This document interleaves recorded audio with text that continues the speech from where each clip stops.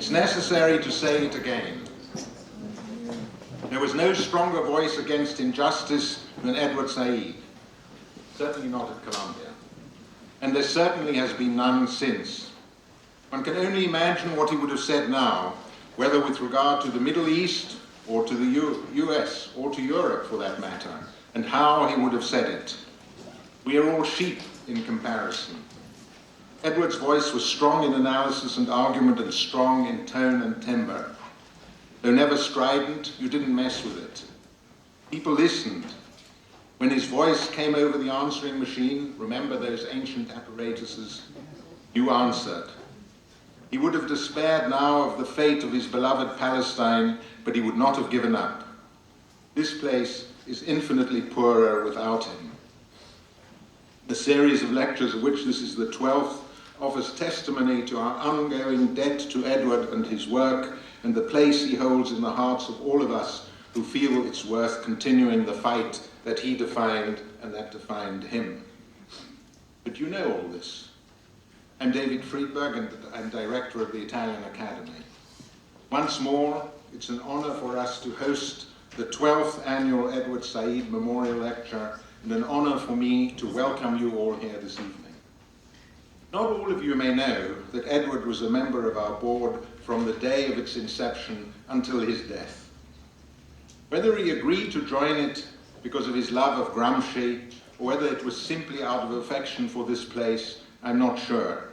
It may even have been Dante, with his triple vision of heaven, hell, and purgatory. But here too at the Academy, his counsel was sensible, ethical, and always strong. We needed that voice in our constant battle against Berlusconi, and we need it more than ever in our fight with the fascist sympathizers who are now pretty much in charge in Italy. But I also want to recall here that it was in this place that Edward recorded most of the conversations with Daniel Barenboim that not only produced their wonderful book, Parallels and Paradoxes, Explorations in Music and Society, but also coincided with the founding of the West-Ost-Divan Orchestra, that great coming together of brilliant cross-border talent now based in Berlin, of which Ibrahim Alshaikh will provide further testimony this evening. I should add here how important a role Mariam played in all of this, not only for the wonderful dinners over which she presided and which its founding, the founding of the West-Ost-Divan was discussed, but also for her critical input and insistence on the importance of transcending both political and cultural borders. And here I want to say just one more thing about Edward.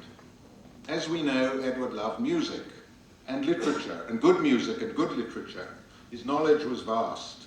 He was as serious as Conrad and as full of the high irony and modern satire as of another writer he loved, for the very style of his moral indignation, Jonathan Swift. It may seem paradoxical for someone who was such a harbinger of several of the most important styles of thought in contemporary academic life that despite his radicalism, Edward did not shy away from the canonical, whether in music or literature. He knew that we have our canons, and some works are greater and profounder achievements than others, and bring light into our lives. But these canons are not exclusive ones, just as little as are those of other cultures. He knew that cultures not only can, but must cross borders, that other cultures, though different, have works that are often as great or greater than our own. And this is what was important about Edward too, that for all their difference, they were not only accessible, but that every border crossing enriches our own. In the end, Edward was an optimist, disappointed as he might have been at the political outcomes of many of his endeavors. One of the great phrases of Edi Warburg, whose work I've been so involved with over the years, was that we in academic life should tolerate no Grenzpolizei, no border police, that seek to put shackles either on people's movement across borders or on open, free, and tolerant intellectual exchange, not just for moral reasons, but for purely intellectual ones too. That is what Edward knew. That was the Said we remember this evening. Thank you and welcome again.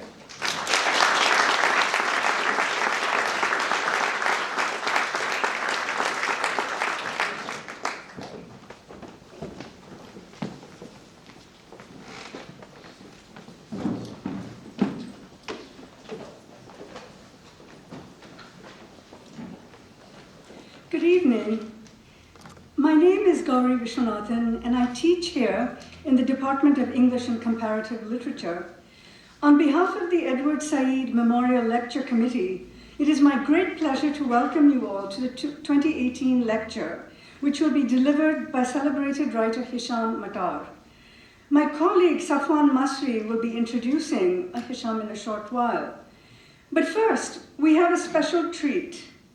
We are extremely fortunate to have with us 14-year-old Ibrahim Alshaikh, who has flown from Ramallah to perform at this occasion. Ibrahim is a Palestinian clarinetist studying at the Barenboim-Said Foundation in Ramallah. Despite his young age, he has already performed as a soloist several times both in Palestine and abroad. He is the solo clarinetist of the Palestine Young Musicians Orchestra, the orchestra of the Barenboim-Said Foundation in Ramallah. We're very sorry that President Lee Bollinger could not be here tonight, because it was he who, on a recent visit to Ramallah, heard Ibrahim perform at the Said Barenboim Foundation, and was so impressed that his enthusiasm set in motion plans at our end to bring Ibrahim here to perform. We owe Mariam Saeed and Safwan Masri a great deal for making this happen. The West Eastern Divan Orchestra was Edward's great vision. He called it, and I quote, the most important thing I did in my life. It was his cherished dream to overcome implacable barriers between peoples by having Palestinians and Israelis play music together. This year marks 15 years since Edward passed away, and to have Ibrahim perform here today is as fitting a tribute to that vision as any that I can imagine. So please join me in welcoming Ibrahim, who will perform André Messager's solo de concours.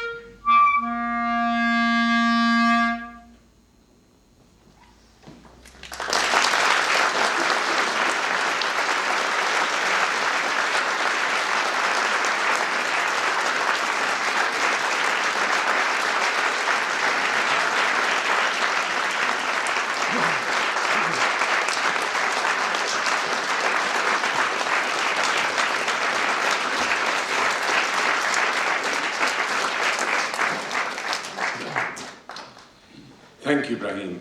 Thank you for coming and thank you for enriching our evening and the event. I was with Lee Bollinger when we were mesmerized in Ramallah in April, listening to Ibrahim, and I had a dream that he would be here in New York, and it's thanks to Mariam's ingenuity and hospitality that he is here with us. So thank you, Ibrahim.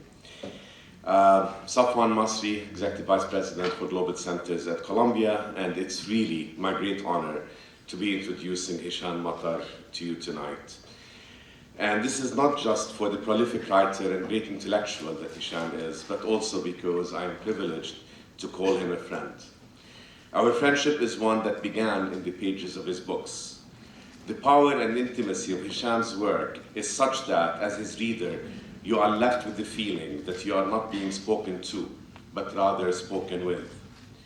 I certainly felt that way as I read In the Country of Men, Hisham's debut novel, which was shortlisted for the Booker Prize. But I was overcome with such feelings while reading his Pulitzer Prize winning The Return, Hisham's memoir that chronicles his search for his father, who was abducted by the Libyan government in 1990, and which tackles fear, loss, revolution, and everything in between. I was all consumed by the book, but two scenes remain vividly etched in my mind.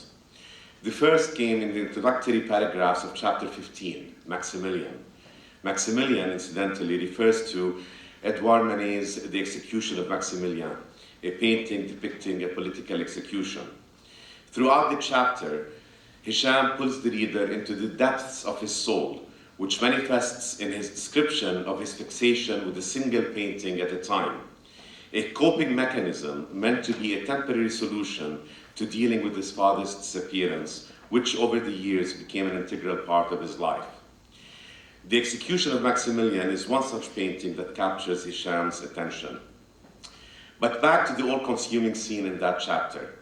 Hisham's painful grappling with the difficulties of not knowing the fate of his father offered a poignant illustration of the continuum between life and death and the discreteness of losing a loved one. The second scene is towards the end of chapter 13, Another Life.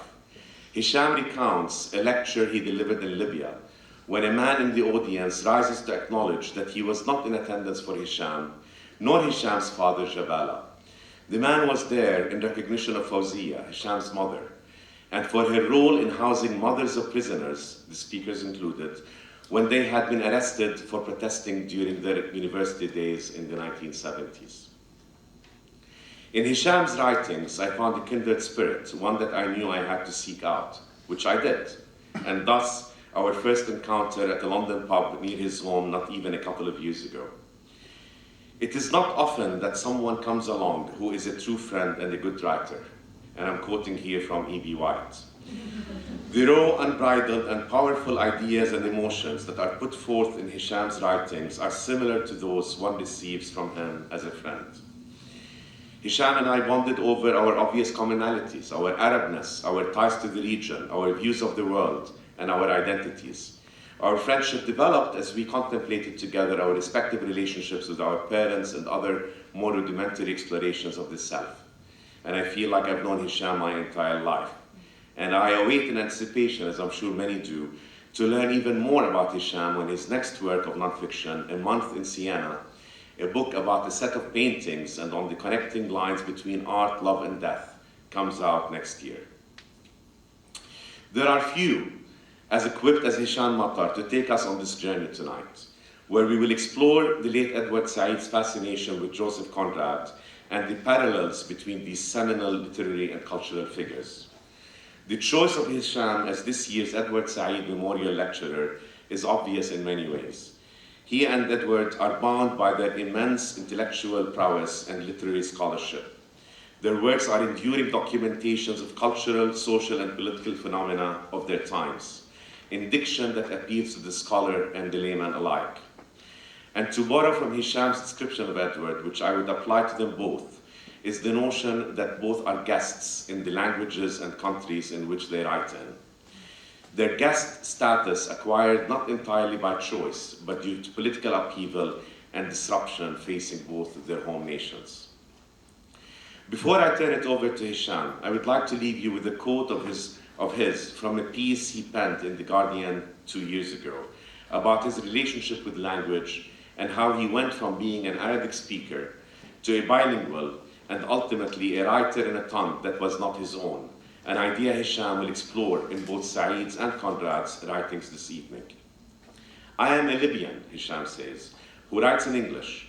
I write in a language my father did not wish me to write to him in.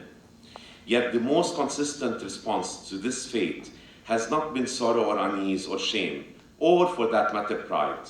Even the obligation to justify myself is slowly leaving me. What remains is a writer's devotion to his craft and the daily occupation to express the soul's three chambers: memory, curiosity, and will. Even during the years when I struggled with this question of writing in a language that was not my own, or a language that once had not been my own, a language, in other words, I had to make mine, I never worried about when I wrote. Such doubts and confusion come only when I'm stuck or depressed or lost or inarticulate, as though the issue is connected to expression, as though the question of what language to write in gains its potency from the risk of running out of things to say. Ladies and gentlemen, please join me in welcoming to the stage Hisham Matar.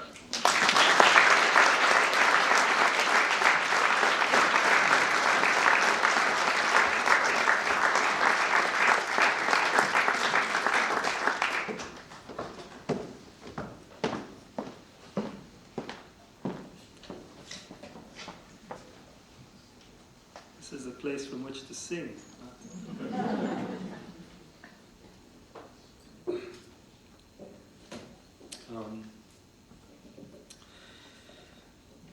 Maryam Said, Najla, the Said family, distinguished guests, colleagues and friends, and also the colleagues and friends of the late Edward Said, students, and also the students of the late Edward Said. Ladies and gentlemen, thank you. I am very deeply honored. I speak to you from within a feeling of amused humility, coupled with what could only be described as panic. My thanks to the organizers for their thoughtful arrangements and for all of the effort that must have gone into this. My thanks particularly to Safwan for his generosity and for his very generous introduction and his friendship. And thanks also to Ibrahim Alshaikh. I'm very happy you're here, Ibrahim, and grateful to you for coming all this way and for playing for us. Ibrahim arrived yesterday, I think, and is leaving tomorrow, so that's quite an amazing thing to do. I look forward with great anticipation for your flourishing career, I hope.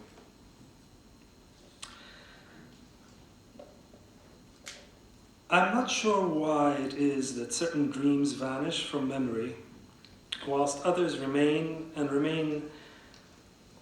not only vividly, but are then recalled by certain indefinable occurrences in the waking hours. 10 years ago, I had one such dream. Edward Said is sitting on the floor, on the blue carpet that I remember so well, in our old dining room. It's nighttime. His back is resting against the cabinet that housed the plates, the glasses, and the coffee cups. But in the dream, the cabinet is instead filled with books. Edward Said here is in his mid-30s, about the age I was when I had the dream. The pile of books on the floor beside him stood as high as his chest. He had one volume open on his lap.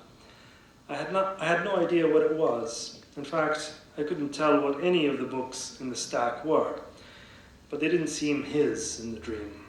They seemed very much mine. And in his expression of being once grateful to have these books, the burden and pleasure of them, and somewhat daunted by them, wasn't his expression either, but rather mine.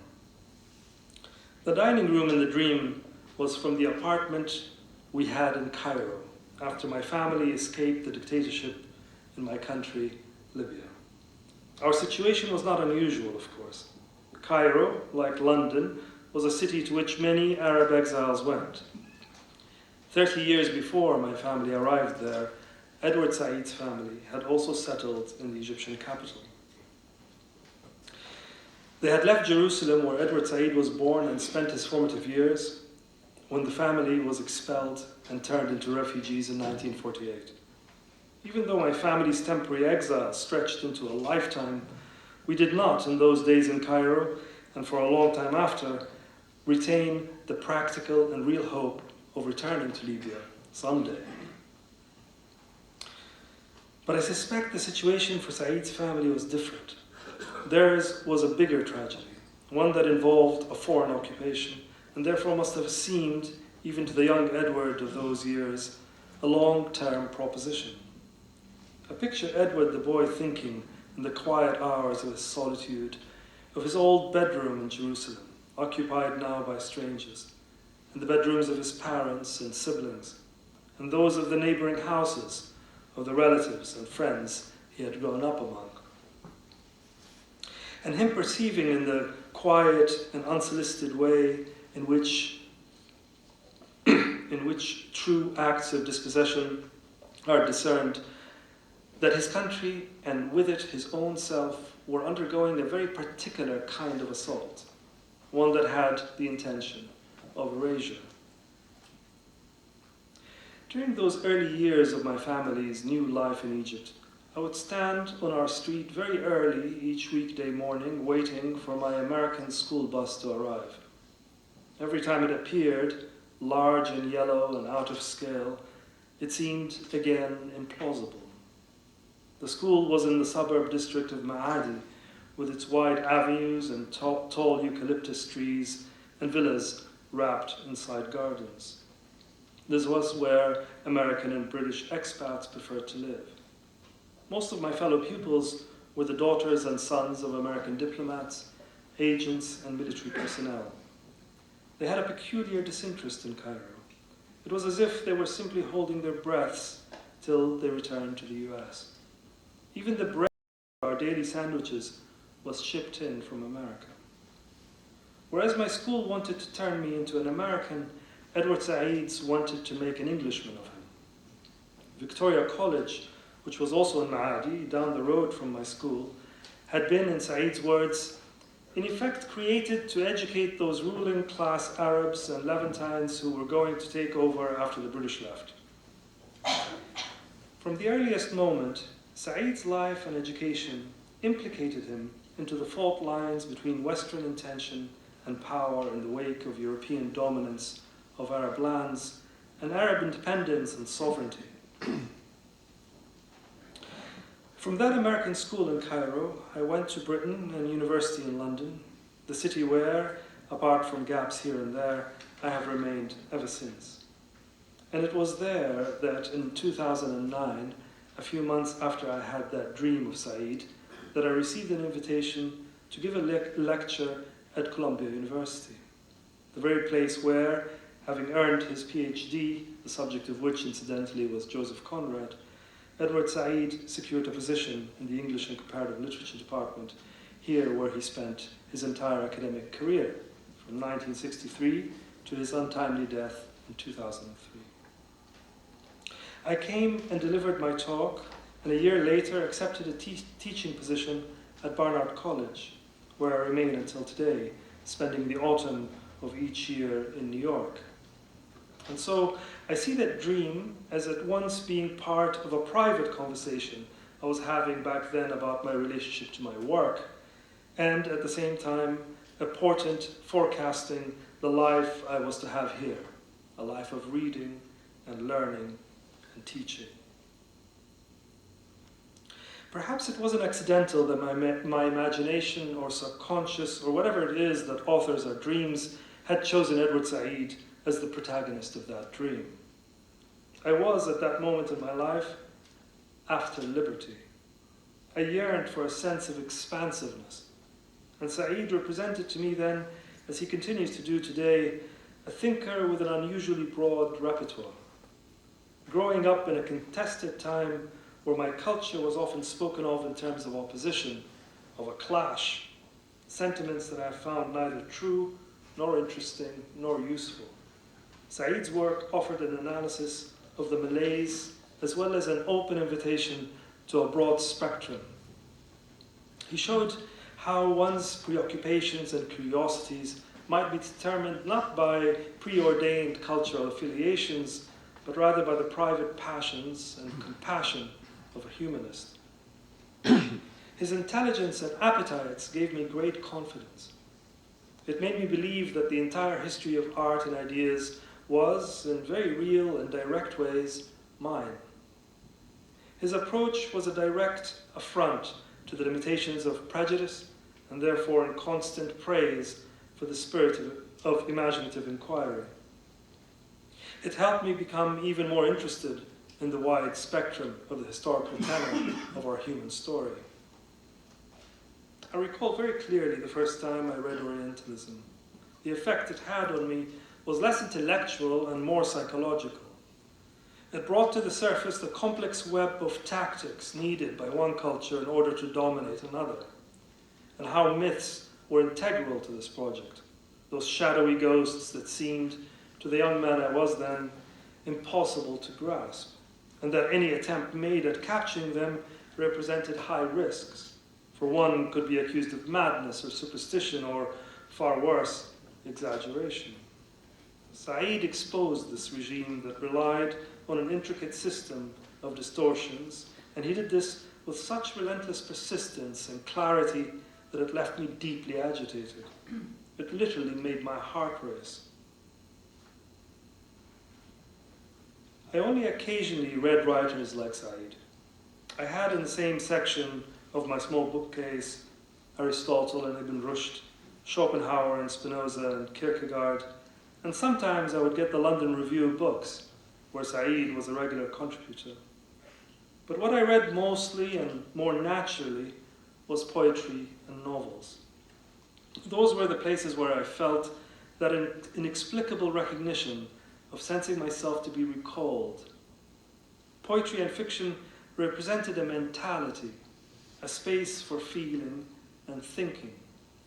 They had to do with my personal cognitive will.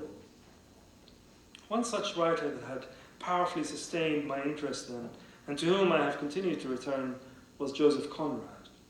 His fascination with the misaligned fates, the ineluctable force of human desires, the absence of an authoritative account, the inconsistencies between reality and human experience, the nature of betrayal, the need for atonement, and perhaps most poignantly of all, and this is not so much a theme as an attitude, the searching anxiety in Conrad's language, which is to be felt only in the subterranean depths of his prose, and is a symptom of his need to catch in words the most fluent or impermanent of adjustments, a quiet realization, the daily delicacies, the beautiful and the horrific of a lived life.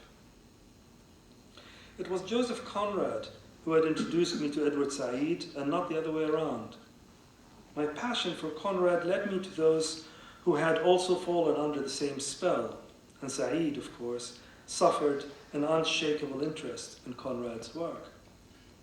That PhD, which focused on a study of Conrad's letters and short stories, turned into Said's first book, titled Joseph Conrad and the Fiction of Autobiography. And over the following 4 decades, Said never really stopped writing about Conrad. Even his memoir, Out of Place, obliquely implicates him further into his thinking about the novelist's life and work. To him, Conrad was the bass note, his cantus firmus, as he liked to describe it, the determined melodic structure of a symphony. No one, Said writes, could represent the fate of lostness and disorientation better than Conrad did. It seems Conrad had offered Said a secret agent or a secret sharer with whom he could have the sort of conversation that he could have with no one else. The two men shared several similar features: occupied homeland, exile from the mother tongue, exceptional success in their adopted countries that nonetheless did not altogether protect or cure them from eternal estrangement and dislocation. They also shared something much more private, a mischievous autobiography, trajectories that are too complicated to communicate quickly to a new acquaintance, lives that make it difficult to be brief about oneself, and therefore it is forever tempting to avoid the subject. Take, for example, my life. I have probably already confused you about where I am exactly from or the places that I've lived. And if I were to commit to brevity and try my best to account for myself, if I were, for example, to tell you that I was born in New York City and at the age of 3 moved back with my family to Libya, and at 9 to Kenya, and then Egypt, and at 15 to Britain, and that for the past 8 years I have been spending my autumns in New York, I would probably provoke more questions about the causes behind such a course. It would, in other words, take us a bit longer before we can reach the business at hand. And even once we do reach the business at hand, I would remain oddly fragmented or impermanent in the ways that I suspect Conrad and Said, and for different reasons, have experienced their place in the world to be. V.S. Naipaul wasn't entirely wrong when he described Conrad as a writer missing a society, that his experience was too scattered to make him an expert on a particular place. The same, of course, could be said of Said. The difference, though, was that if not a society, Said had a people and a cause. And whereas those are virtues that could help a thinker and lend moral power to his or her work, they are not necessarily useful or even beneficial to an artist. If anything, Conrad's evocations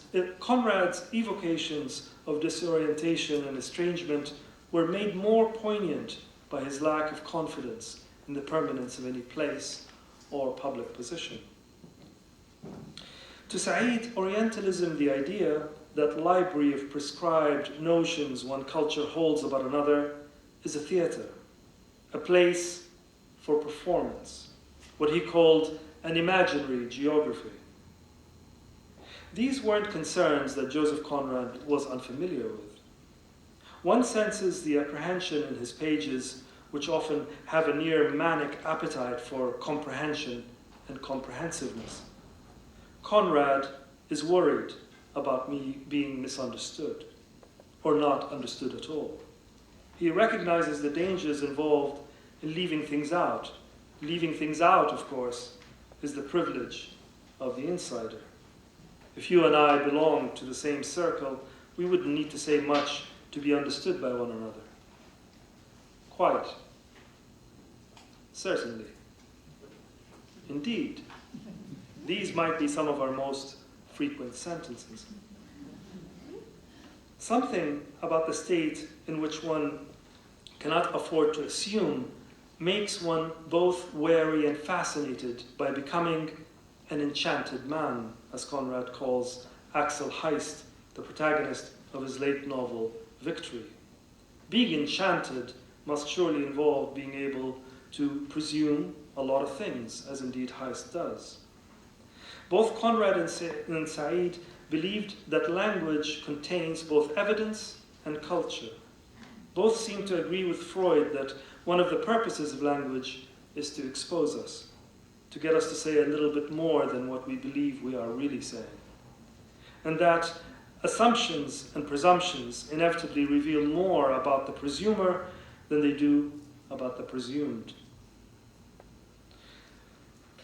When Said writes that the chief role of the critic is comprehension, and that Conrad's gift lay in his ability to fully expose his soul to, quote, the vast panorama of existence, end of quote, he is recognizing the contradiction that lies between the critic and the artist.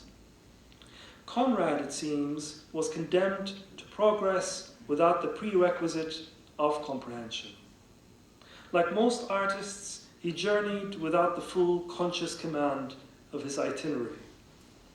Whereas Said, like most critics, had to carefully read the map and retrace the paths taken, illuminating their orientation.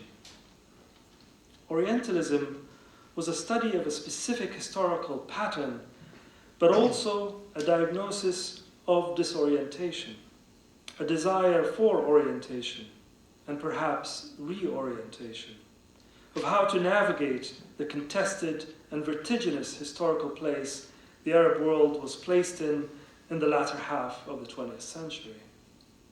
The two figures, Conrad and Said, novelist and critic, were moving in opposite directions. They met at the most curious places. Looking at them both from here, from this vantage point, one cannot help but regard them as sharers of a tradition. Honorable vagabonds, men determined, whether by nature or the inconsolable gaps between their origins and where they found themselves to be, forever guests. Whenever I think of Conrad, I do not think of the sea or the Congo or Siam, but London, the city I have made my home ever since arriving there alone as a teenager. I remember that first day well. I went hunting for a place to live. I had limited time. I was 17 and about to begin university. It was late summer, the sun was out. I proceeded to do something I had never done before. Walking down the Bayswater Road, I pulled out my shirt and began to unbutton it all the way until I was bare-chested. The fabric winged behind me. Something about the city's acceptance and indifference, its many secrets tucked away into the folds of its streets, its relentless promise of possibilities that made me feel reckless and bold. This was the mid-1980s. London was a center of Arab intellectual life. This was where Arab poets and novelists fled to when life became impossibly restrictive or dangerous at home. And this was also where Arab journalism had flourished, free of censorship and with minimal personal risk. Hardly any Arab journalists had been assassinated there. Therefore, Conrad, to my 17-year-old mind then, was just another writer who had found refuge here, and who had also recognized that London was a city of confidences, a city interested in privacy and discretion, a city with a taste for the variance and subtleties found in spoken and unspoken codes, a city of insiders and therefore careful about who is included and who is kept out of the script. London has been like this for a very long time, and it must have seemed so in the 1880s, 100 years before I had arrived to it, when the young Polish seaman Joseph Conrad had first entered the city. He too fell under its spell. It gained his trust immediately. It seemed to him to be strangely aligned to his temperament, which leaned towards the implied, the half-suggested gesture. He was in his mid-20s and already unenthusiastic about naked assertions, or perhaps assertions of any kind. A lot had happened to him by then. He had lost his father to the political cause of Polish independence, was cut off from his homeland, had spent several years at sea, had at least once tried to take his own life, and he had acquired, beside Russian and his native Polish, at least 2 other languages, French and English. All this had happened by the time he was in his mid-20s and walking into London, a city that had seemed to him, after all that wandering, as he would come to write about it later, a monstrous town that was, in its man-made might, as if indifferent to heaven's frowns and smiles. There was room enough there to place any story, depth enough for any passion, variety enough there for any setting, darkness enough to bury 5 million lives. London was a good place to hide, or so it must have seemed to the young Conrad and his ghosts, for we must remember here that he had arrived to London bearing his ghosts, that of his father and mother, that of the dead dream of national sovereignty, and that of his former selves, the Polish aristocrat, the French and then English merchant marine seaman, the smuggler, and the respectable captain, known for his skill and for his honourable character. By the time Conrad reached his mid-30s, though, he gave up the sea altogether and devoted himself entirely to literature. He only set one novel in London, The Secret Agent, but lived in close proximity to the city, writing in his country home in Kent. His output was remarkable. Judging from the set of complete works I have on my shelf, which stretches some 24 volumes, he averaged about 1 page of finished prose fiction every day of the week, minus Sundays. Together with his non-fiction and numerous letters, it would appear Conrad wrote between 1,000 to 2,000 words a day. Said had a similar daily output, and unlike the novelist, he never seriously suffered, as he once claimed in an interview, from 3 ailments: writer's block, doubt, or depression. It is ironic that Said should have chosen those 3 in particular, for they were the demons that had most consistently bedeviled Joseph Conrad throughout his life, and more vehemently during his 3 decades of writing. But perhaps both men kept to such a demanding schedule out of a similar sense of restlessness. One gets the feeling that they both wrote from a reverberating center, and that had to do in some way with how they could not lay claim to the language or the places they had decided to settle. It is no secret to anyone who has lived in England and tried to make it home, as I have now been doing for the past 3 decades, that it is impossible to be English. The impossibility is both cruelly elusive, but can also be, to a certain sensibility, appealing. I suspect there were times when it infuriated Conrad.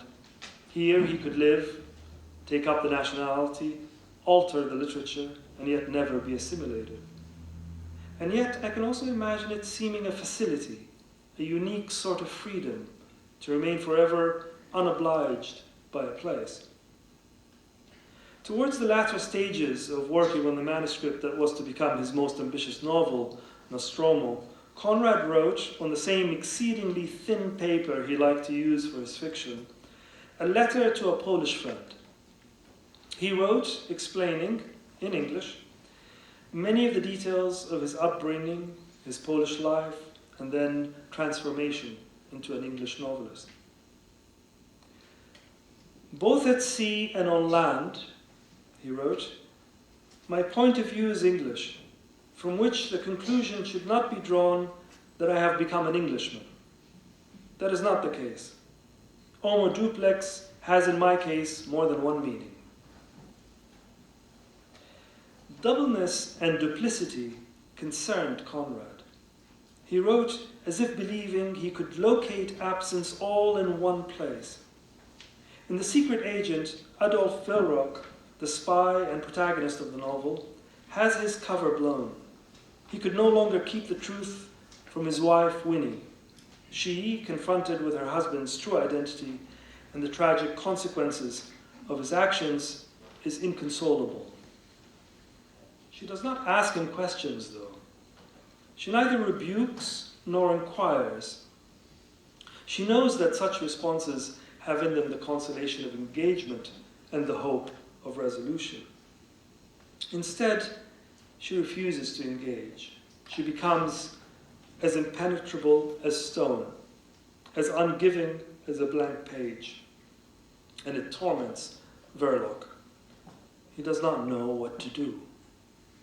His biggest mistake, he thinks, this man who had lived for the majority of his life a double life, is that he had allowed himself to believe that he could be loved for himself. What does one have to do to be loved for oneself? What are the impediments?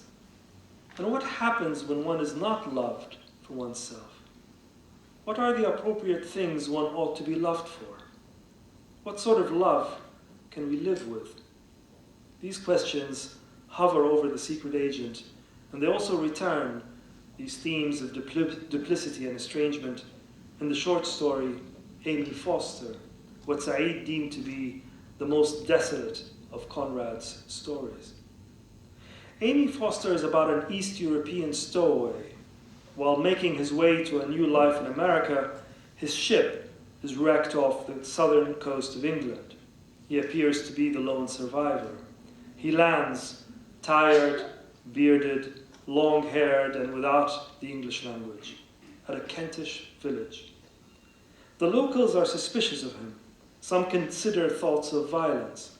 Eventually, though, he shaves his beard and learns a few English words, and they learn to tolerate him.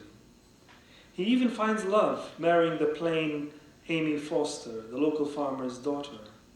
They have a family together, a son, towards whom the foreigner is a little more affectionate than is usual in these lands. But such excesses are also tolerated. One day he falls terribly ill. A violent fever takes hold of him. He begins babbling in his mother tongue. Amy Foster cannot bear these unfathomable hallucinations. She wonders if her foreign husband has been possessed by an evil spirit.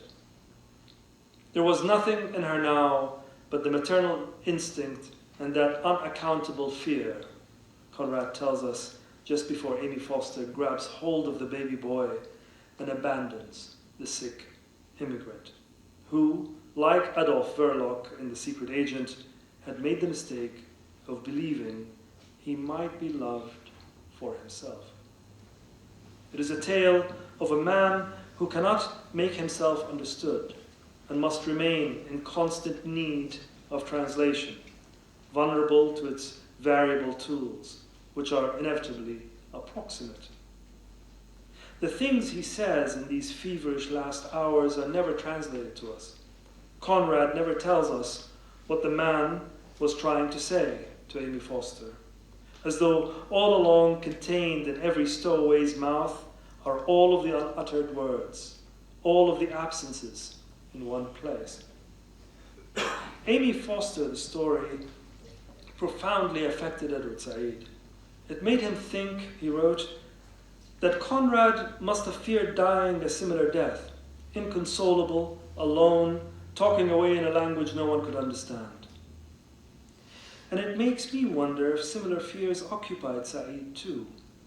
He often lamented how the story of his family's dispossession and expulsion from Palestine, which is also the story of Palestine, was not a stable one, that he had to keep on retelling it, for there was no structure, it seemed, that would hold it up. Whereas other people's and nations' stories could rely on certain presumptions. The Palestinian one, at least in America, was a contested account. That, in other words, Palestinians cannot expect to be loved or valued for themselves, that their national predicament of living under occupation means that they are liable to not be believed. Just by their mere existence, they are captured inside a constantly contested ground.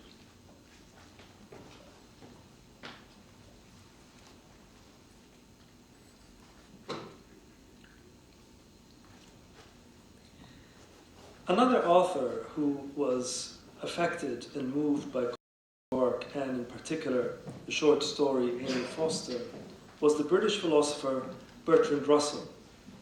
Russell began a correspondence with the mysterious foreign English or English foreign novelist living in the depths of Kent, in fact very much near where Amy Foster was set.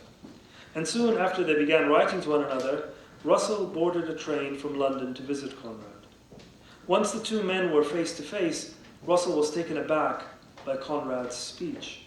The fact that the same man who had written those eloquent books and letters spoke English with a thick East European accent. According to some accounts, Conrad's accent grew thicker and more knotted the longer he remained in Britain. As though with time he needed to signal his strangeness, or else out of longing, for although he never writes about it, it is impossible to believe Conrad did not miss the Polish language. He grew up in a literary home. His father had translated Dickens and Shakespeare into Polish.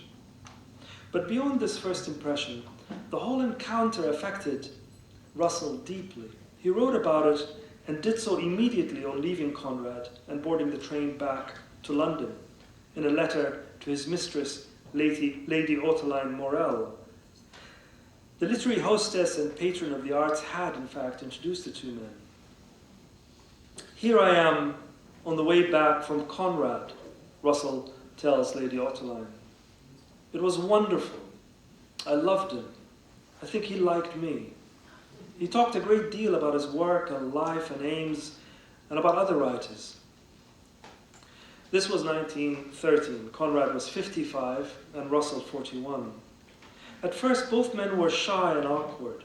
Russell tells Lady Ottoline, "Then Conrad took his guest on a walk, and in the silences, Russell reported, he felt a great intimacy develop between him and the novelist." Russell tells us, or rather tells his beloved Lady Ottoline, "I plucked up courage to tell him what I find in his work, the boring down into things to get to the very bottom below the apparent facts. He seemed to feel I had understood him. Then I stopped and we just looked into each other's eyes for some time. Then he said he had grown to wish he could live on the surface and write differently, that he had grown frightened. His eyes at the moment expressed the inward pain and terror that one feels him always fighting. Then he said he was weary of writing and felt he had done enough, but had to go on and say it again." Then here something happens, something very odd. Conrad begins to speak to Russell of a subject that he rarely broached in conversation or in his work. He began to tell this Englishman, whom he had never met before, of the silent subject, Poland. And once he started, he couldn't stop. He reminisced and did so fondly and vividly. Perhaps he wished by some magic he could take his new friend there, bring him to the places from where he had first set off. When they returned from their walk, Conrad was still on the subject. He proceeded to show Russell an old family album, photographs from the 1860s of life in Warsaw, before his family was shattered by political violence, death, and exile. Seated in the train and firmly in his country, Russell wrote that Conrad spoke to him about how dreamlike all that seemed, and how he sometimes feels he ought to have had no children, because they have no roots or traditions or relations. Conrad's wish that he could live on the surface is painful and ironic. As an outsider, he remained on the surface, tolerated, while his work plunged the depths. Perhaps what he had confided in Russell during that rare moment of nakedness was the wish that his fate had been different, that, like Jean Rhys, like any reasonable human being, if he had to choose, he would have rather been happy than right. 11 years later, he died in his home. When Virginia Woolf received the news, she wrote an obituary. It opened with the lines, "Suddenly, without giving us time to arrange our thoughts or prepare our phrases, our guest has left us. And his withdrawal without farewell or ceremony is in keeping with his mysterious arrival long years ago to take up his lodgings in this country." Woolf here illustrates the peculiar and stubborn impediment of the English, whereby a man can live with them for 4 decades, write some of the most luminous English prose ever written, and still remain a lodging guest. But beside her snobbishness, which reveals itself in other instances when Woolf wrote about non-English writers, such as James Joyce, for example. Woolf also denoted something true about Conrad, that was determined or resigned to remain a guest, and that perhaps his choice of England as a home and the English point of view that he wrote of in his letter to the Polish friend was in part due to the reluctance he had to fully assimilate and join the club. It is also interesting and telling that Woolf evoked the question of timing without giving us time to arrange our thoughts. For one of the characteristics of being a guest is that no matter how hard one tries, one rarely succeeds to arrive or depart in good time. As a guest, one remains in tangible ways subject to the host. Unlike his worsening accent, Conrad's prose too stands out. It is English, but not from England. It is odd. His sentences are strange. They come from Conrad country, which is no country at all, of course. Part of what we admire about Conrad and what ruffled Virginia Woolf's feathers, I think, is that without ceremony, he accomplished extraordinary things from within his strangeness, remaining at that vertiginous territory where the past is scattered in old family photographs, communicable only through half-recalled reminiscences that are probably meaningless to those around you, and the future, an uncertain and rootless country. To be a guest is to feel oneself held in between what has happened, which is now distant and forever in need of translation, and the desolation ahead, days that will require further acts of relinquishing, where life risks being a project to be defined and fashioned rather than lived.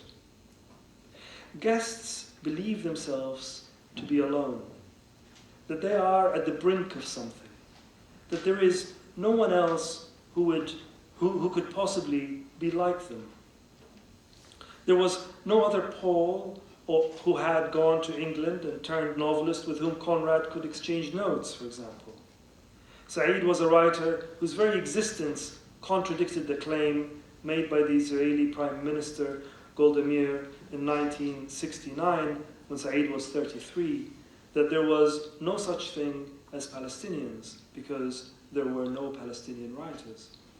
That claim was followed by policy, and neither was altogether unpopular in New York, where Said lived. In other words, he was being guested or ghosted in his home, Palestine, and where he resided in America. A guest's place is the threshold. A guest stands at the border.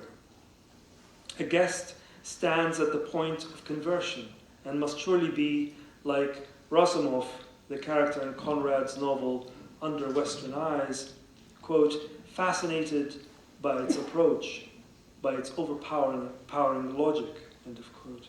And they must also believe that a train of thought is never false, that falsehood lies deep in the necessities of existence, in secret fears and half-formed ambitions, in the secret confidence combined with a secret mistrust of ourselves, in the love of hope, and in the dread of uncertain days.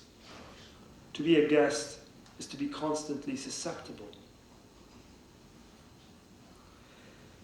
Like with Conrad's accent, Said too seemed to sound more Arabic the longer he remained in America.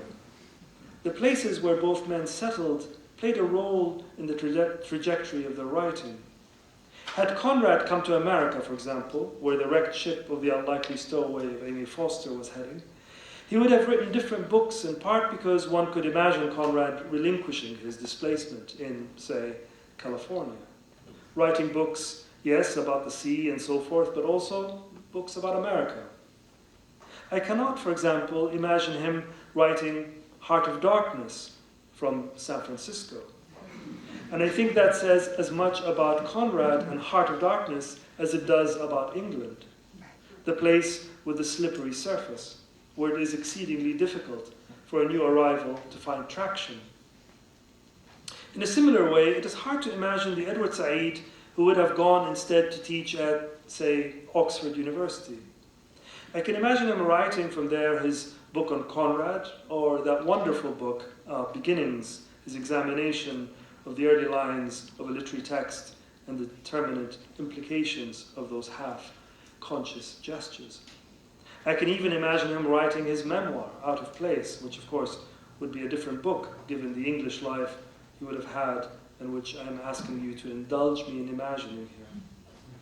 But it is hard to picture him writing Orientalism, or that excellent forensic study of casual distortions and their formal consequences covering Islam, about the unexamined coercive strategies Western media often employs in its coverage of the Muslim world. In other words, my point is that the sentimental policy as well as foreign policy strategies Edward Said faced in America, and perhaps more ardently in New York, when it came to the Palestinian question, helped sharpen and make more rigorous his desire to expose injustice and hypocrisy. Both Conrad and Said found a strange stimulus in the places where they had settled, and which were, in different ways, indifferent or hostile to them. And this, I believe, is at the heart of why Conrad and Said have remained vital. Each had a different kind of hope. Conrad in the possibilities of art, and Said in how the experience of exile and dislocation, the very condition of the guest, mean that today's dispossessed will be better suited to future requirements.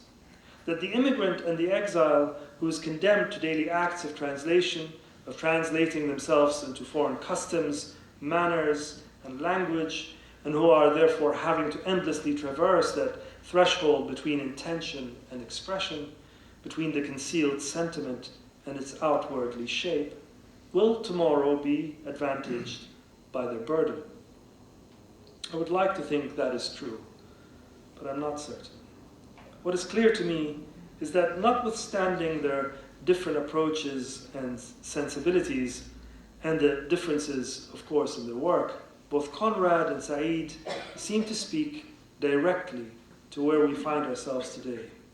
The wars and unprecedented scale of displacement and migration, and that quiet recognition that we live in times of great fragmentation, as though we are witnessing the surface of things crack open. The pieces that will form the future remain unclear and unreliable. It is this unreliability that permeates everything Conrad and Said wrote. And it seems, to this grateful reader at least, that it is one of history's more mischievous turns to have those two men, Joseph Conrad and Edward Said, each born in different cultures and times, meet not only in the English language, but also in their private moments. Thank you.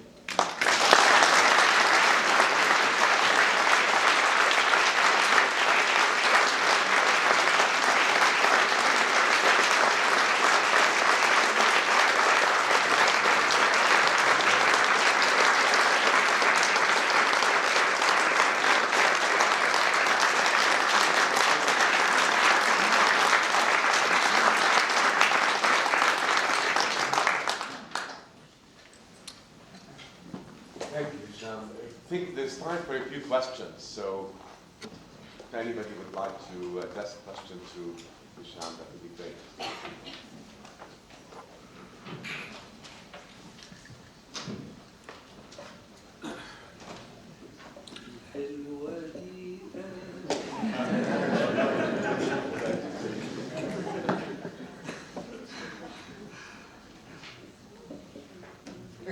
Yes, please. Thank you.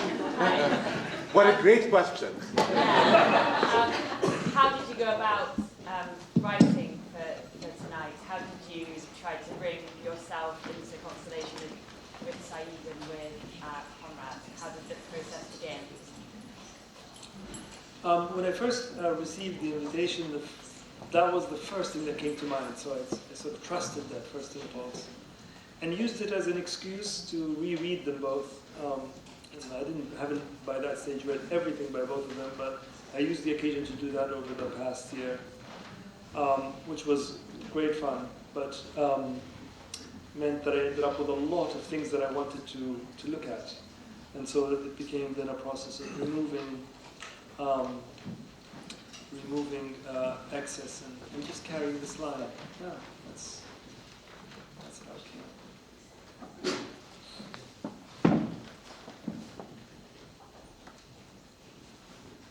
Mahmoud.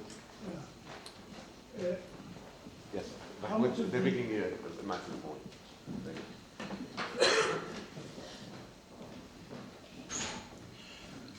How much of the writing about Said and Conrad turned out to be writing about yourself? No, I think I declared that right at the beginning. I don't know. You know, it could be all of it. It could be some of it. But I am, on some level, made curious by. And my curiosity is largely critical of this need to remain on the surface of things, So in part, it's me. I use it as a way to think about these two people that have interested me for so long, and also as a way to sort of think about,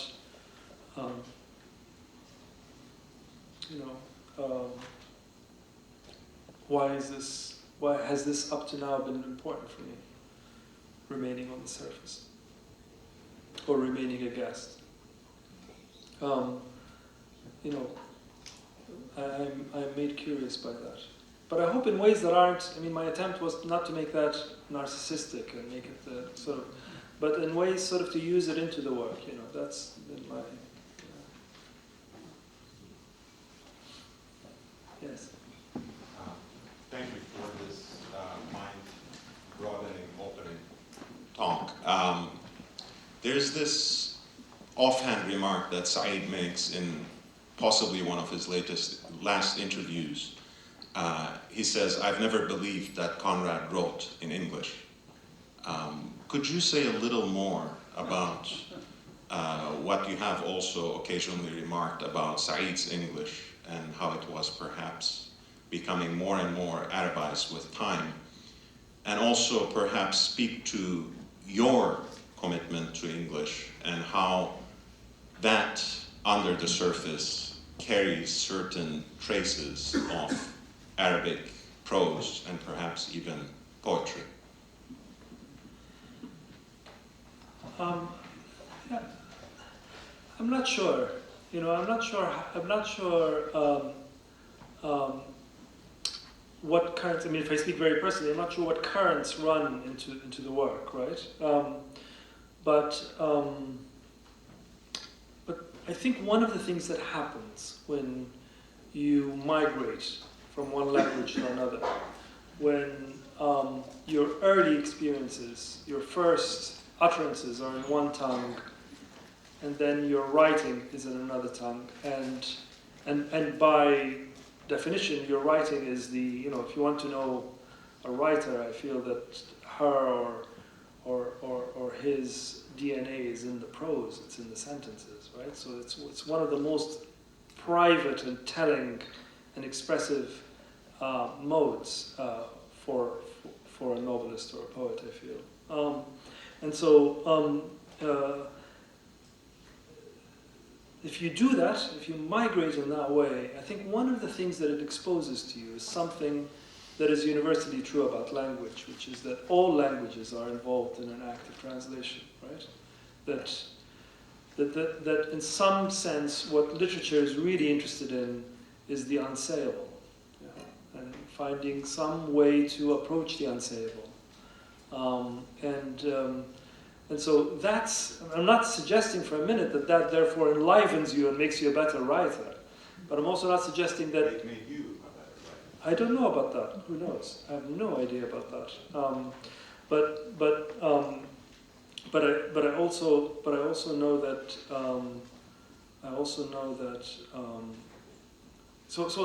some level, I think it's true that Conrad didn't write in English, but I would also say that is true about every person who writes in English or in Arabic or in any language.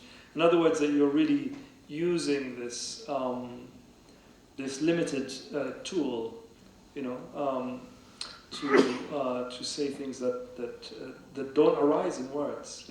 I'm quite excited. I mean, I think I don't lament that. I think I'm very excited by the limitations of language. Because I think a lot of times what you're doing is you're trying to point to that thing that doesn't come in words. Just like everything that we think or feel. I mean, who was the first person who said, "Oh, I know exactly what to call that. Call that love." All of it. That kind of love and that kind, all of it, one love. So language starts off with a very modest set of tools, and approaching the most sublime things and the most subtle things. Yes. My voice didn't carry. Whilst writing in English, is there often the desire to sort of code switch over into Arabic, for example? Another thing is being from post-colonial society, Lebanon, having been colonized by the Italians. How did it make you feel sort of being in England and using a colonial language instead of the language of your roots?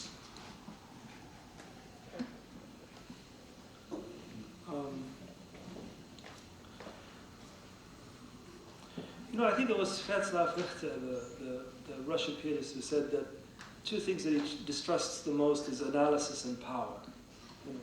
And I think on some level, I think that's quite interesting because both can be motivated by a similar kind of desire to dominate the subject. So I say this because if I'm to be completely frank, I think about these subjects only when I'm not writing. Like when I'm writing, I never think about this. It never occurs to me. All of my anxieties and discomforts vis-a-vis the subject, and I do have them, come in between. They come when I'm not working very well. But so many other problems come when I'm not working very well. Yeah. It's very strange with me because I think maybe I'm not unusual. I certainly hope I'm not unusual, but I always want to be somewhere else. I always want to be somewhere else, except when it's really happening, when I'm writing. That's the only moment, apart of course from those rare, beautiful occurrences when you're with the people you love and so on. But in my day-to-day life, writing. That's really the only moment I don't want to be anywhere else. The rest of the time, I always wanted to be somewhere else. Yes. Margot, who's coming?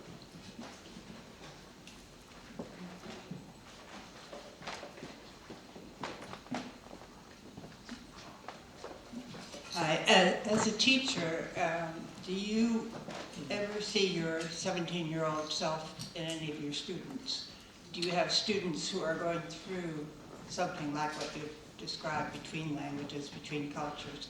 And do you reach out to them, or do you observe them, or is each one different? Is there any connection there?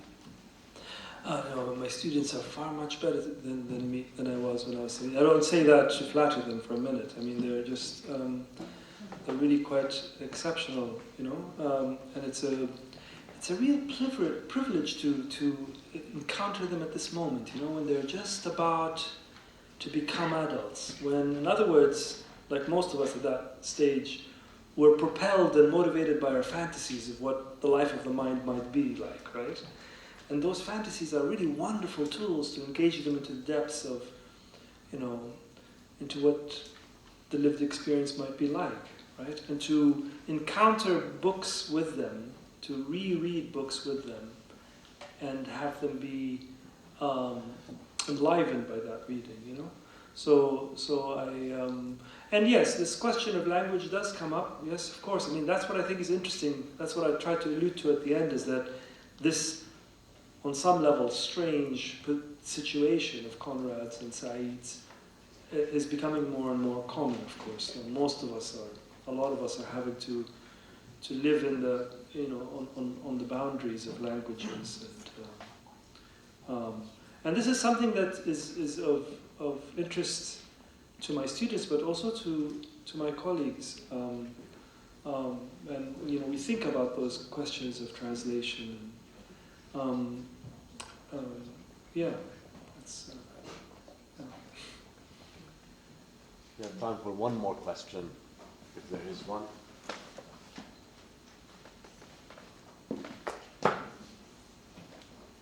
Okay, well, this has been